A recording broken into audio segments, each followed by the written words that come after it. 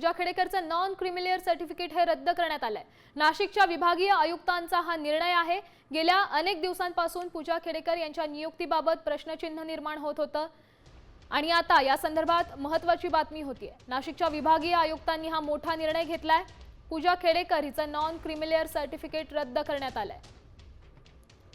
काही शैक्षणिक कागदपत्र त्याचसोबत काही इतर कागदपत्र या सगळ्या कागदपत्रांवर या संदर्भात अधिकची माहिती देण्यासाठी आपले प्रतिनिधी सागर आव्हाड आपल्या सोबत जोडले गेलेत। ही कारवाई हे नेमकं का करण्यात आलंय?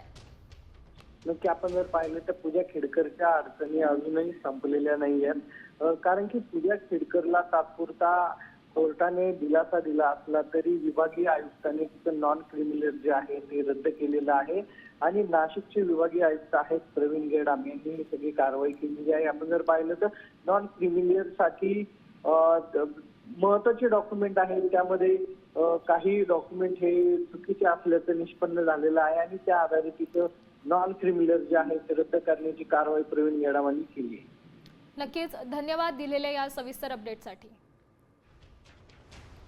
पूजा खेडेकरचं नॉन क्रिमिलियर डॉक्युमेंट हे रद्द करण्यात आलंय। हा निर्णय नाशिकच्या विभागीय आयुक्तांनी घेतलाय।